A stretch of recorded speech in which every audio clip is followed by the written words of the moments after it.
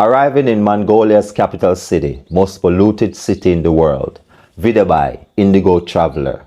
The traffic here is something else. That was going to be a 5-kilometer drive. It's going to take 2 to 3 hours. It almost looks like you could be in Latin America, Brazil. You've got the favelas on the hillside. There's dog attacks here. Wow. Very Favelas. And Big Dog, what's cooking here for lunch? Milk tea with a little bit of rice. Sheep tail. Sheep tail. Local toilet here. These people do not have Wait, any form of heating apart from fire. They don't have running water. Do you think the government's handling the economy and the standard of living of its citizens well? They're failing 100%. Soviets taking down Nazi Germany here. High levels of pollution. Many times over the safe limit. The fetuses can actually get severely impacted. Children can often come out with behavioral and cognitive issues. So that's a bear over there. So this is a bear. Because he's a shaman, a spirit enters into his body. The spirit asks to, like feed it with sometimes, like some milk, maybe with some vodka. What comes to mind when you think of Mongolia? Wide open spaces, horse riding. No, hold on. What kind of spirit are they talking about? They feed it with milk. Listen, I'm telling you, different cultures, all you gotta do is just learn about it, man. That's all you gotta do. Yes, these are all part of Mongolia's rich culture. But did you know that Mongolia's capital city is the most polluted capital city in the world? The pollution is so bad here that adults and children alike face major health complications. It's also the coldest capital city in the world. Temperatures reaching minus 40 degrees in winter, with a couple million people living in some of the most brutal environments in the world. Huge power plants let out plumes of smoke over the city's skyline. Big financial districts tower over informal neighborhoods. This is Ulaanbaatar, Mongolia's capital city. Wow. Doesn't sound safe at all. Nah. With all those smoke from the power plants. This is what it's like living in the worst air pollution in the world. 2/3 of people are dissatisfied with the state of Mongolia's democracy.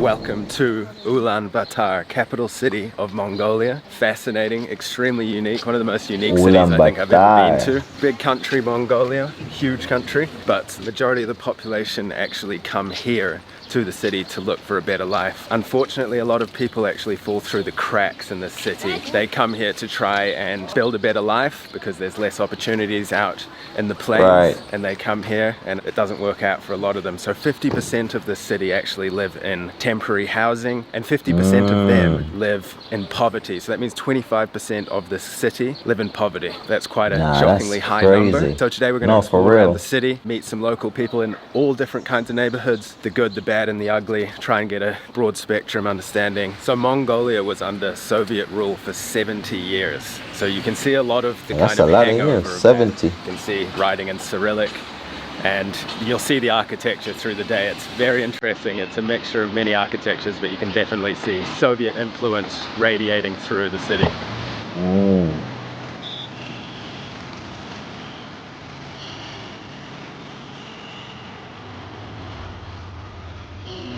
Mongolia.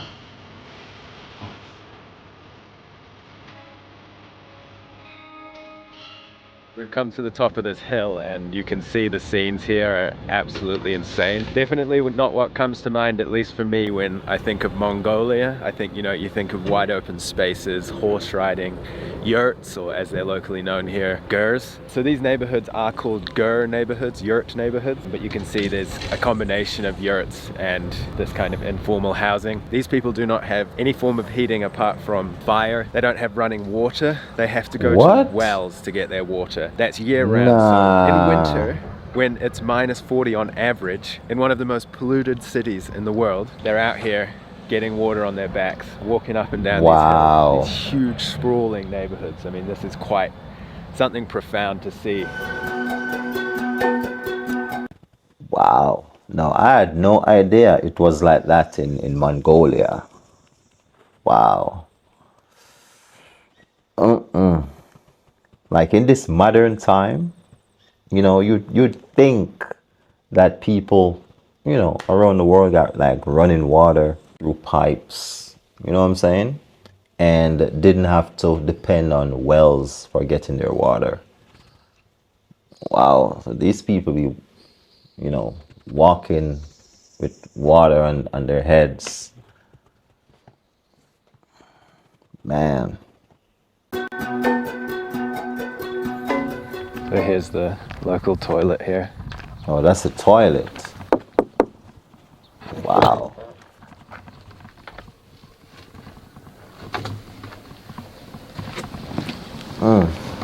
Not much privacy though. Right. So we've met a local family and they've invited us into the gur. So it'll be interesting to see inside. Seminar. Oh wow. Beautiful house you have. Is this standard for a gur or is this quite an upmarket one, do you think? I think it's quite an upmarket one. Yeah. Usually it's not like this.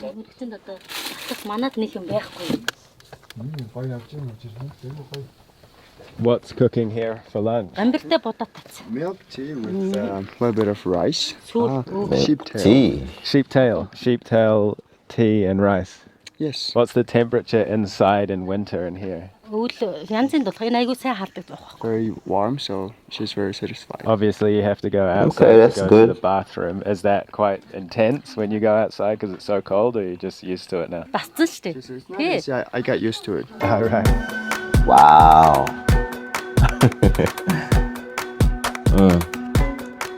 And you see, that's the thing about human too. It's like the longer you live a certain type of life, you just become complacent to it. You know, it's like nothing. You know, you only take a special kind to know, like, hey, I want better for myself. I can't live like this forever. You know what I'm saying? And then they'll just do the whatever is necessary to get them out of that situation.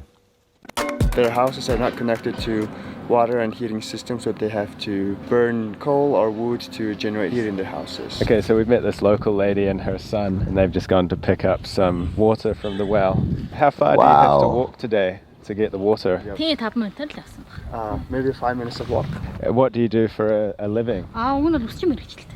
Her profession is a barber. Is it a good life? Oh, in she cut Mongolia? hair. She said, if you work and live, it's a nice, good life. Thank you.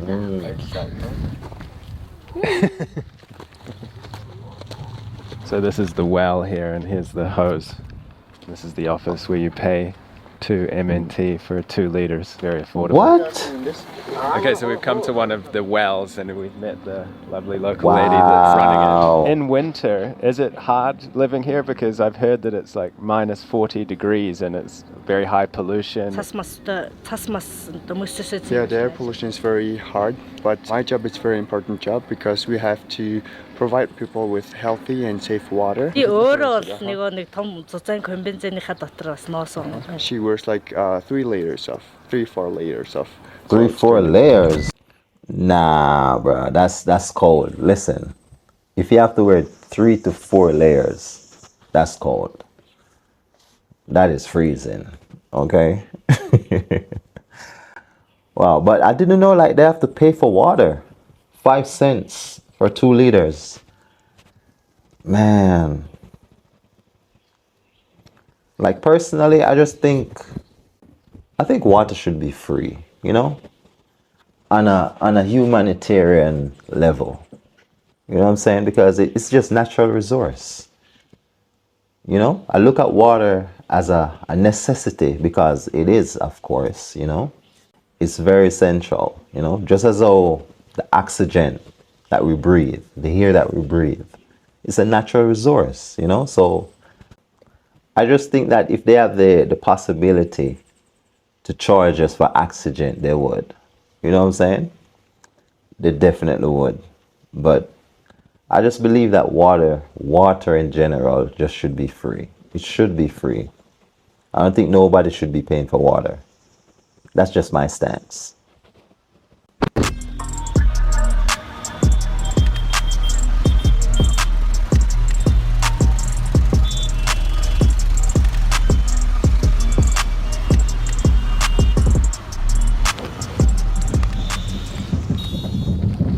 actually met a local shaman who's invited us into his gur here.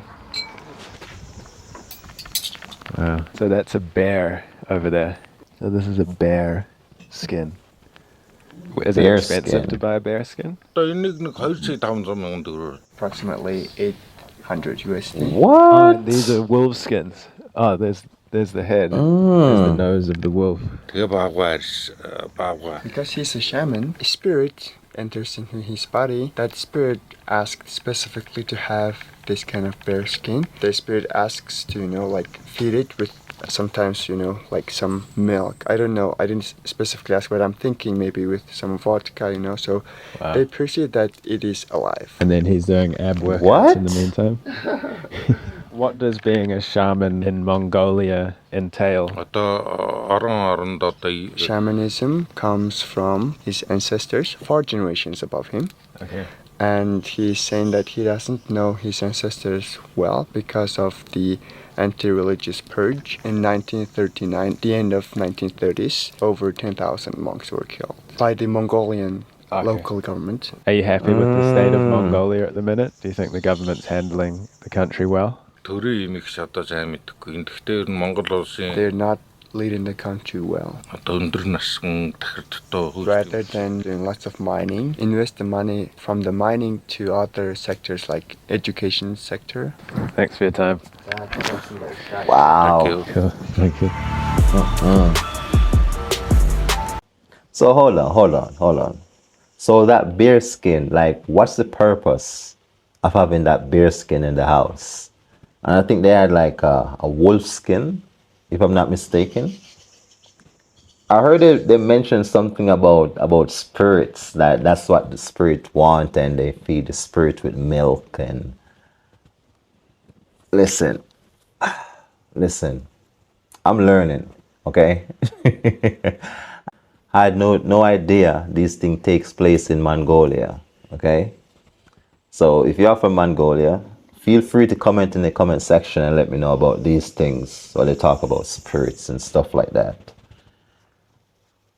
Not that I'm just curious. I have a curious mind, and I love to learn about different countries and culture, their way of life. So if y'all could just share what that is all about, just let me know in the comment section.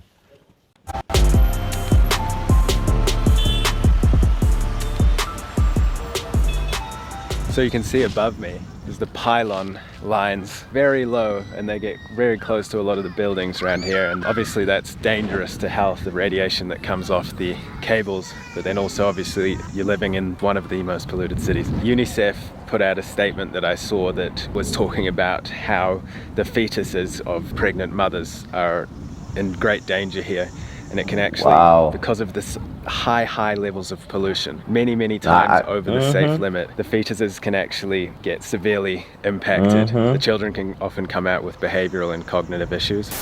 Wow.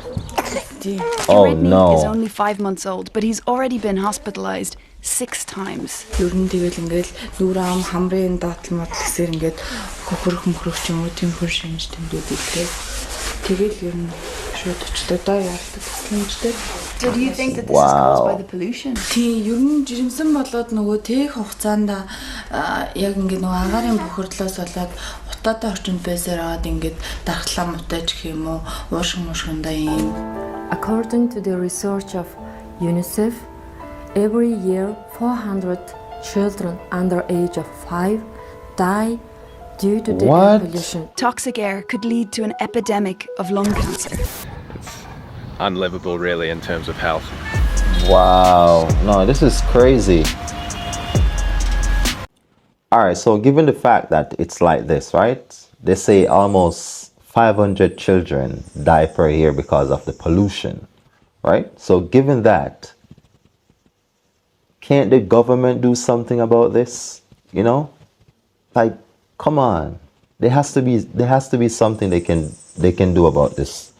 This is not right. This is just not good. Wow, that's a lot of kids just to be dying just because of the air pollution. there has to be something can be done. Has to be, man.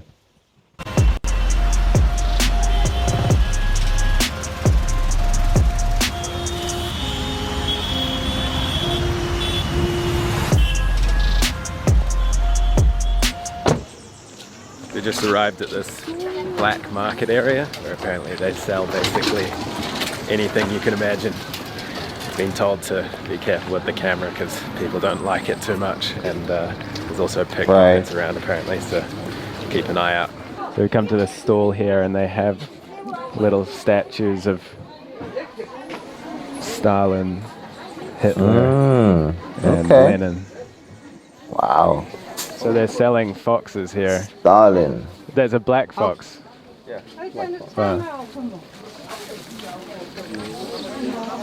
These baskets are for putting animal feces in, and then you burn that to heat your houses sometimes? Yeah, you just carry in your back, and then you just pick it up and just put it like this. Right. And that's a really economical way of heating your home, right? Yeah.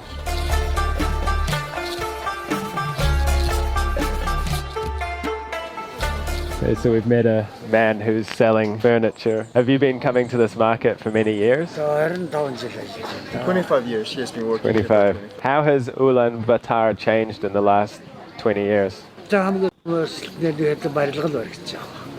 Lots of construction going on. Construction, so the city's growing a lot. Do you think the government's handling the economy and the standard of living of its citizens well? They're failing 100%.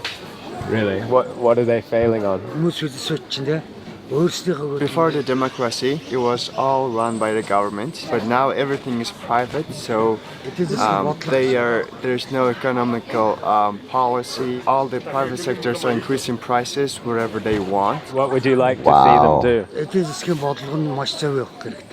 We have to have policy based on people's current living situations rather than just the policies and regulations that are not very close to our current living situation. You feel like the government doesn't understand the struggles of everyday people? Yes, exactly, that's what. Right. Okay. Wow. Thank you.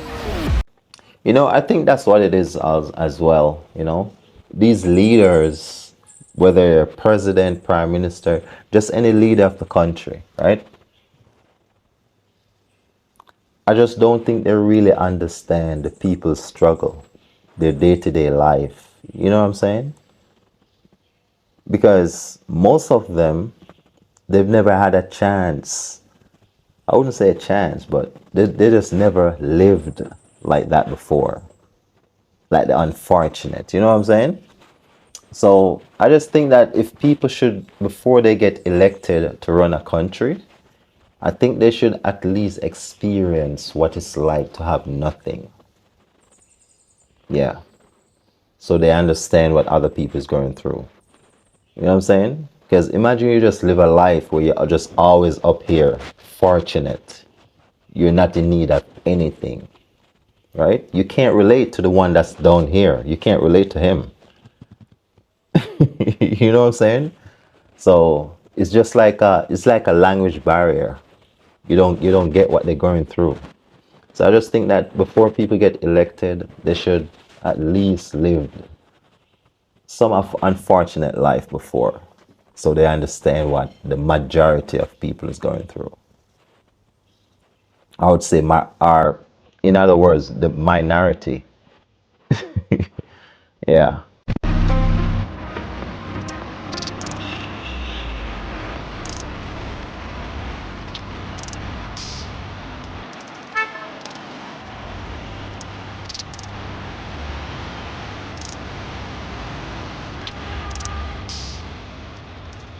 Okay, so we've met a lovely lady, Oyuntia.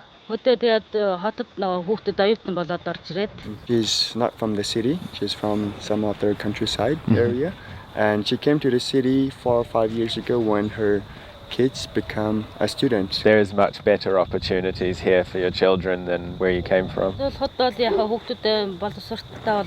only reason they came to the city is for the benefit for their kids, and The big dog. Yeah. You're scared of the The dog. main reason is for more opportunities for them, for work and stuff. But she is saying that their countryside life is uncomparable. Right. And I can feel that she loves the countryside where it's open and she likes the lifestyle of herding the livestock and everything. It's kind of a sacrifice then. Yeah. And what do you hope the future holds for your children? Stable job and houses, maybe apartments preferably, and then eventually her and her husband would like to move back to the countryside. How do you view the government in this country? Is it doing a good job? The government is very poorly managed in the country. In the city there are lots of car accidents, and because of the infrastructure, the road outside of the city to countrysides, they're not very safe. So this lady here just asked us if there was if the dog is dangerous, and then she picks up a rock. And you were saying that there's dog attacks here? Yeah. Wow. It's very frequent. Open. Yeah, it's very frequent. And does the government do anything about that, or? Not really. Nah, I don't think that specifically is a government issue. It's just for people who own the dogs. Like, they should be more responsible. So we just climbed up this small mountain here. There's this huge mosaic from the Soviets that they built in 1971. Soviets taking down Nazi Germany here. Okay. Pretty profound stuff. I'm sure they didn't realize that the Soviet Union was going to collapse just 20 years after this was built. Space exploration. So we're actually on the other side of the river at the moment. Where we've been is way over on those hills earlier in the video. Up in those, those informal houses where we went into the Gers. And this is actually the more upmarket area. There's lots of construction going on here, lots of new apartments, there's beautiful restaurants, and there's even townhouses being built over here. But one thing about this city which is insane is the traffic. Sometimes it can take you hours to get very small distances. Wow. And they're just building and building, more people moving here, new houses and things, and it's just not sustainable. There's no metro, there's no efficient public transport. Wow. So it's just kind of a disaster waiting to happen in terms of like the logistics of the city. That's only also going to contribute to the pollution problem, so it doesn't seem like there's much of a solution at play for that at the moment, and that's coming from the locals saying that the government's not doing anything to kind of alleviate congestion on the roads or the pollution or build affordable housing for the poorer communities. Really wasn't expecting Ulaanbaatar to be this fascinating. It's one of the most unique cities I've ever been to in the world. It almost looks like you could be in Latin America. Brazil, you've got the favelas on the hillside, and then down you've got the apartment blocks, Rio de Janeiro or something. Yeah, I see what you're saying.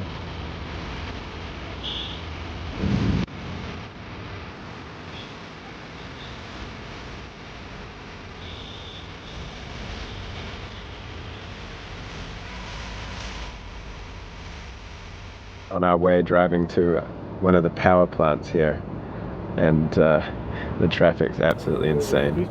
Wow. Traffic here is something else. That was going to be a 5-kilometer drive to that other power plant. It's going to take 2 to 3 hours. The traffic's that bad here.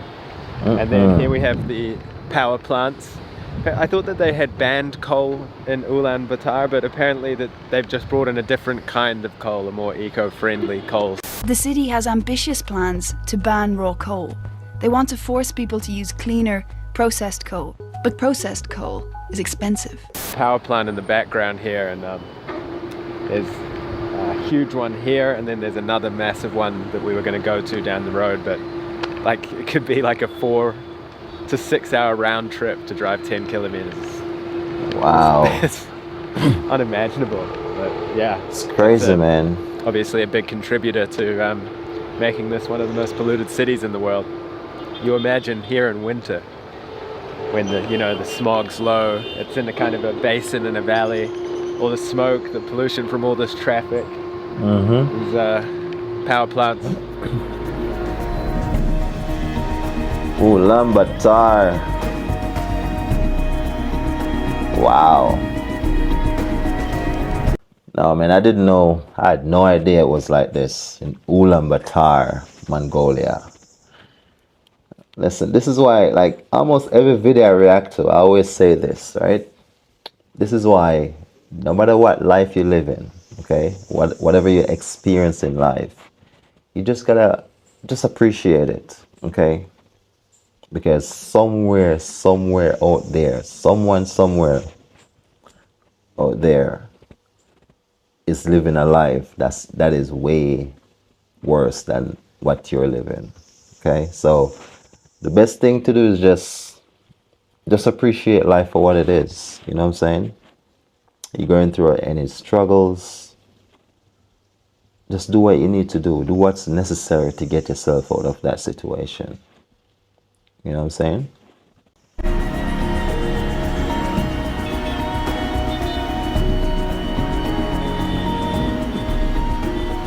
And in the main square here, and you can see all the financial district, really quite modern, but then you have these Soviet era buildings mixed in with it.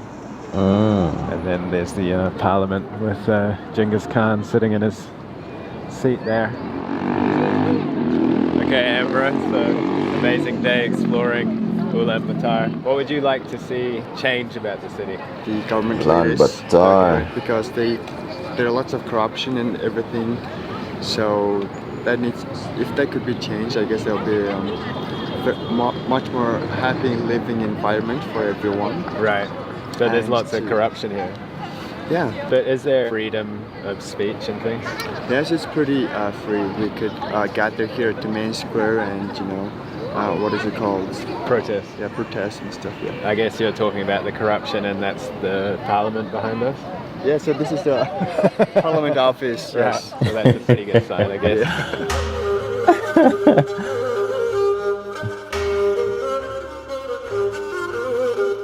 Nah, he's right out in front, and he's talking about them. Like what can be done? Because if they're building so many more buildings and they're not putting in public transport and those big power plants are running, and then in winter it's in this basin with these hills and everything gets trapped, it doesn't seem like anything's being done. Accommodating more people in apartments so that they don't have to burn coal to generate heat and stuff. Right. And also when it comes to cars, encourage more electric vehicles and stuff. Maybe a metro or something. Yeah, the public transportation is not enough and it's not that convenient and not that comfortable for everyone.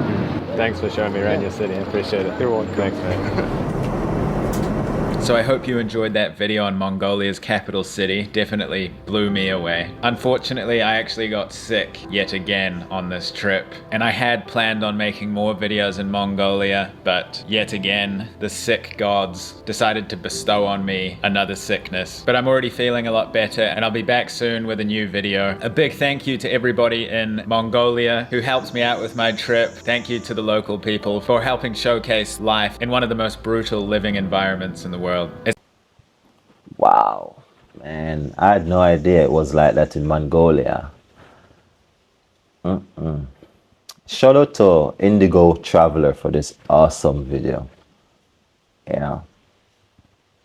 And thank you guys for watching. Make sure you guys like and subscribe to the channel if you haven't already. I'll see you guys again in another one.